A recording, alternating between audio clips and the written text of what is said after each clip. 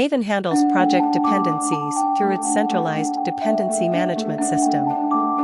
When a Maven project is built, Maven automatically downloads all the project's dependencies from a central repository and makes them available to the project.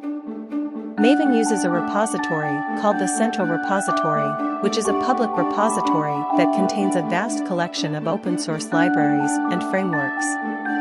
When a project is built, Maven searches the Central Repository for the required dependencies and downloads them to the local repository on the developer's machine. Maven uses a declarative approach to dependency management, where the dependencies are declared in the project's POM file. The POM file contains information about the project's dependencies, such as the group ID, artifact ID, and version of each dependency.